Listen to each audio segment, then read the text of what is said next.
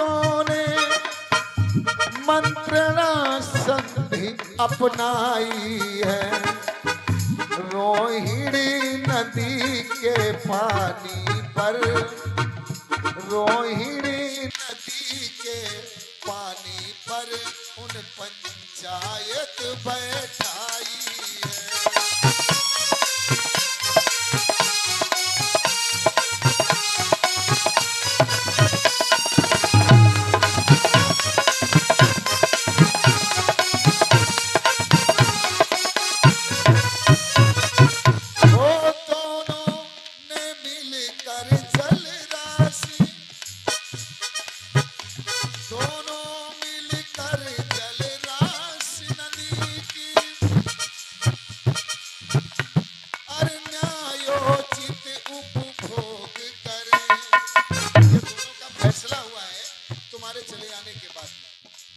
जो नदी की जलराशि है उसका दोनों साक्य और कोलिय अपना समझौता कर रहे हैं कि दोनों आपस में बंटवारा कर लेंगे।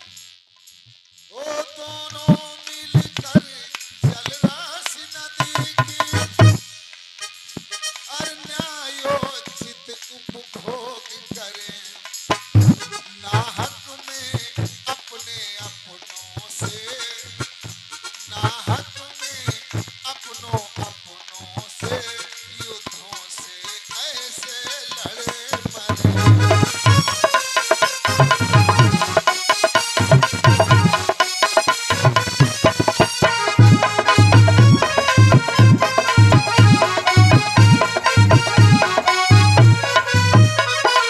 वो परिव्राजक बोले गौतम से, जो 5 परिव्राजक थे वो सिद्धार्थ गौतम से कहने लगे कि सुनो गौतम, जब वहां पर वो संधि हो गई है, उनका समझौता हो गया है, उस नदी का जो विवाद था, उस नदी का विवाद सुलझ गया है, तब तो तुम घर वापस जा सकते हो। ओ परिव्राजक बोले गौतम से, अब घर वापस जा सकते हैं। हो गई शांति की साक्यों में, हो गई शांति है साक्यों में, जनपद में फिर जा सकते हैं।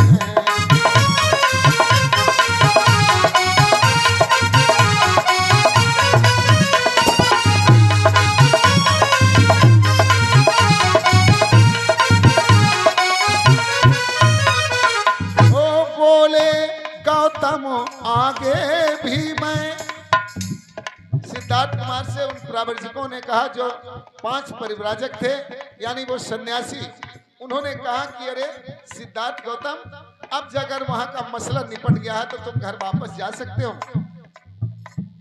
लेकिन सिद्धार्थ गौतम कहने लगे कि नहीं, मैं नहीं जाऊंगा वापस, क्योंकि सिद्धार्थ कुमार को उसका कारण ढूंढना था, आखिर ये दुख कहां से आ रहा है। इसलिए सिद्धार्थ कुमार ने मना कर दिया कि मैं वापस नहीं जाऊंगा। बोले गौतम मैं आगे भी परिव्राजक ही रह जाऊंगा, तुम भी चाहो तो साथ रहो, तुम भी चाहो तो साथ रहो, मैं घर वापस नहीं जाऊंगा।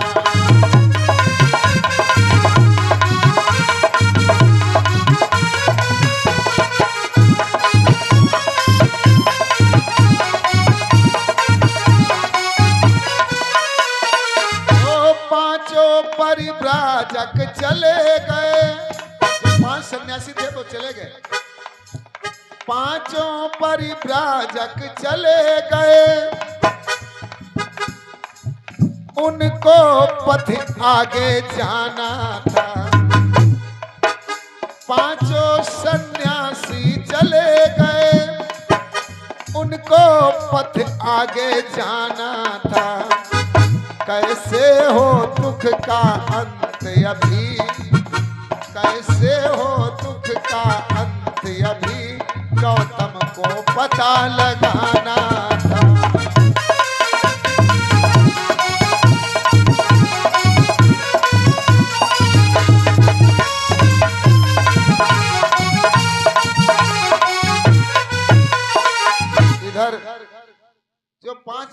परिव्राजक इनके साथ में थे वो चले गए, लेकिन गौतम को इस बात का पता लगाना था कि आखिर इसका कारण क्या है, कारण ढूंढने के लिए। लेकिन जब युद्ध रुका तो सिद्धार्थ कुमार का चित्त था शांत नहीं है, वो अभी अशांत है। अरे रुक गया युद्ध ये सुन करके, रुक गया युद्ध ये सुन करके, गौतम का चित्त अशांत हुआ, गौतम का चित्त अशांत हुआ। जिस युद्ध समन्वित घर छोड़ा, क्या करूं सोच मन क्लांत हुआ।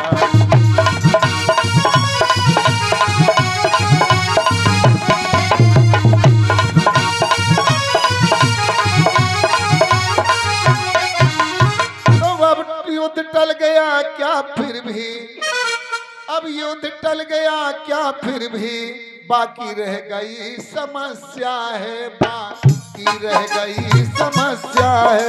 मन में फिर से गहरे सोचा, क्या और न रही समस्या है।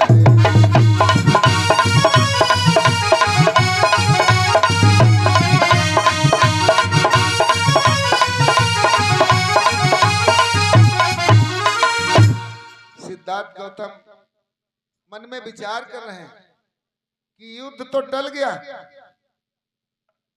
लेकिन अभी समस्या बाकी है। युद्ध ही होना ये कोई समस्या नहीं है, इसके आगे बहुत सी समस्याएं हैं।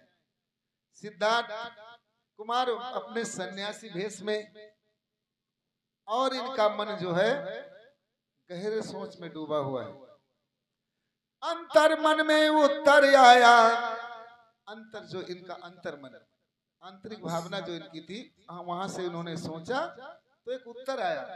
अंतर मन से उत्तर आया, रण तो ये तुच्छ समस्या है, रण तो ये तुच्छ समस्या है।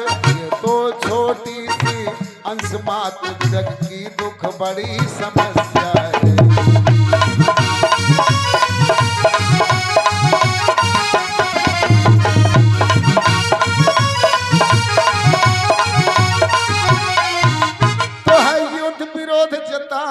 का छोटा सा अंग समस्या का, छोटा सा अंग समस्या का।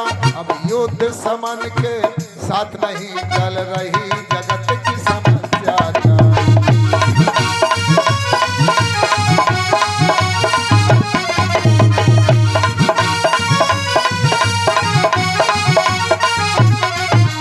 ये तो एक बहुत छोटी सी समस्या है। युद्ध तो टल गया, ये समस्या बहुत सी छोटी है, लेकिन इसके बाद में बहुत सी समस्याएं, बहुत सी समस्याएं। आखिर ये दुख कहां से आता है, इसका कारण क्या है, ऐसा होता क्यों है? और जब पुत्र बहन भाई साथी सब में संघर्ष दिखाता है।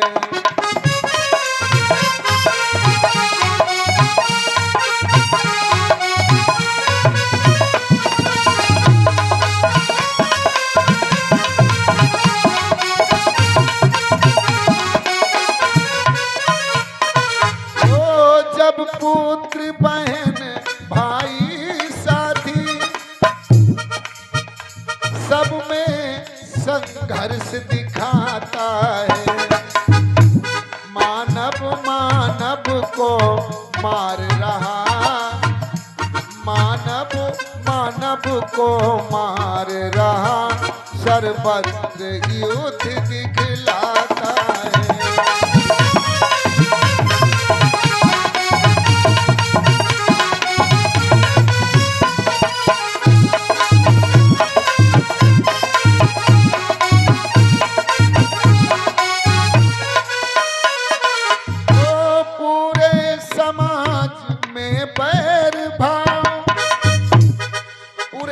बैर भाव है, पूरे समाज में बैर भाव,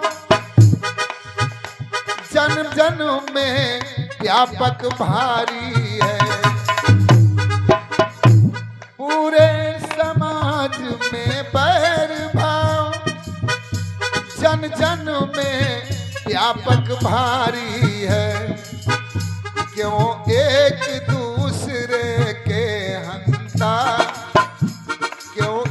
एक दूसरे के हंता, जग यही समस्या भारी है।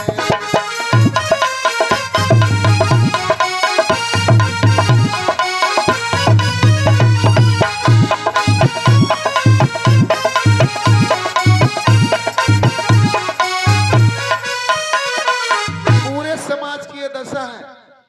एक बात नहीं है जो युद्ध टल गया, लेकिन युद्ध तो टल गया, कोई बात नहीं है, लेकिन पूरे समाज की समस्या है।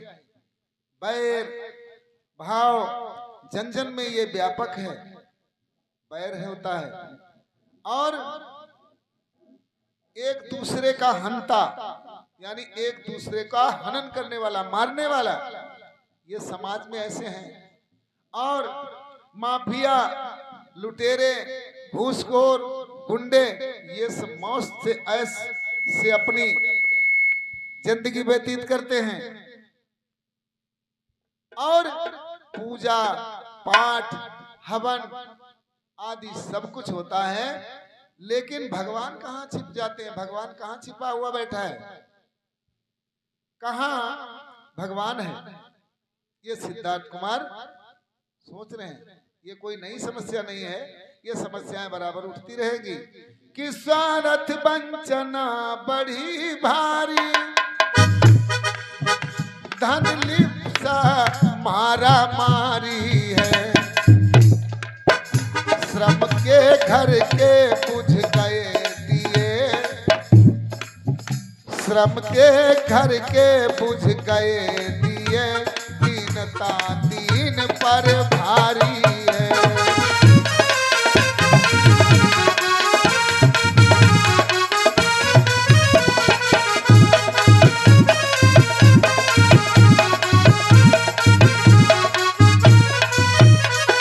ओ शोषक वंचक बलवान हुए, शोषक वंचक बलवान हुए, नैतिकता दीन दुखारी है, भूखे नंगे बलहीन दीन, भूखे नंगे बलहीन दीन, जातीय कलुषता भारी है।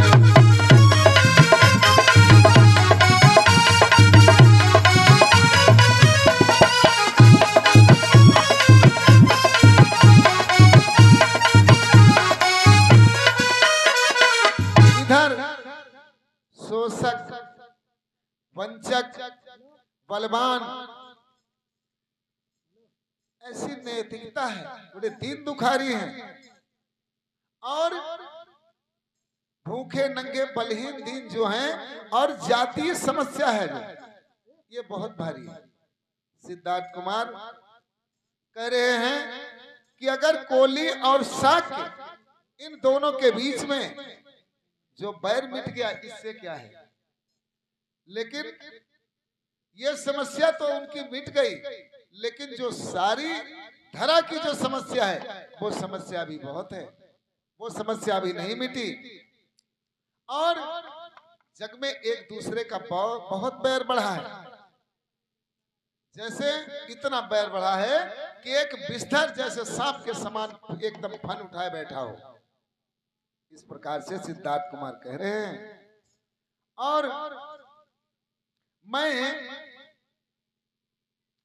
और इसका कोई सत्य का प्रमाण भी नहीं है। यह संघर्ष जो है जब जनजीवन में है, संपूर्ण समाज में है, और इसके हल का खोज जब तक नहीं निकाल लूंगा, मेरा लौटना सुखकारी नहीं है। सिद्धार्थ कुमार, क्योंकि उनका मन विचलित था कि एक समस्या वो निपट गई, लेकिन बराबर इस धरा पर समस्याएं हैं। लेकिन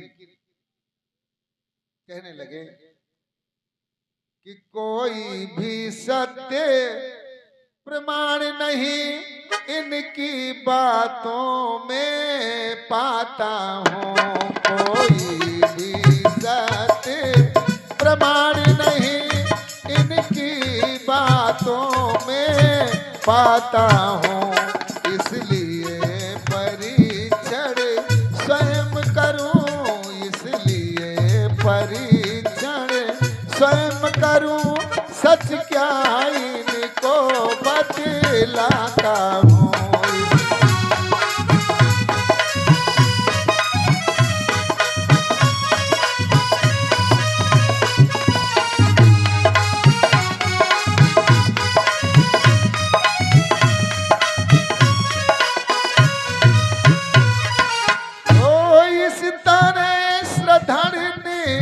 जय करके गौतम ने ये प्रण ठाना था, इस तरह श्रद्धान ने जय करके गौतम ने जब प्रण ठाना था, सामाजिक बैर विषमता को, सामाजिक बैर विषमता को मैं मिटा सकूं, यह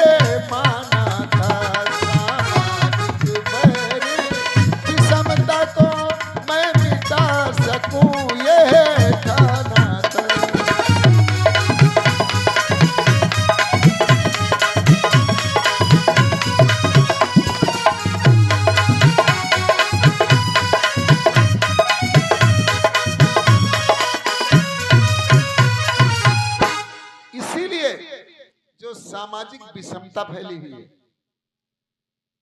इसको मैं मिटा सकूं, आखिर इसका कारण क्या है? इसलिए सिद्धार्थ गौतम ने ये प्रण ठान लिया। ये कोई एक की समस्या अगर निपट जाए तो ये कोई समस्या नहीं, लेकिन पूरे संसार की समस्या है। यही सिद्धार्थ गौतम ने हट ठान लिया इधर। और जब तक इस बात का मैं पता नहीं लगाऊंगा तब तक मैं घर वापस नहीं जाऊंगा। सिद्धार्थ वहां से चल देते हैं। चलने के बाद में उन्होंने भृगु ऋषि जो थे उनके आश्रम पर आए, लेकिन जो आलार कालाम थे उनसे मिलने का सिद्धार्थ गौतम ने ध्यान किया कि आलार कालाम से मिला जाए। उन्होंने राजगृह को छोड़ दिया, राजगृह जो था नगर उसको छोड़ दिया और जंगल की ओर अपना रास्ता ले लिया। इस प्रकार से थोड़ी दूर चलने के बाद में जब ये परीक्षण करने की उनके मन में आया, सिद्धार्थ कुमार यानी वहां से राजगृह से निकल लेते। अब इस प्रसंग को मैं कुछ क्षणों के लिए यहाँ पर विराम दे रहा हूँ। अब हम चाहेंगे थोड़ी देर के लिए एक आपको भगवान बुद्ध के जीवन की ही घटना है, कहानी हम सुनवा रहे हैं कि जब बुद्ध हुए तो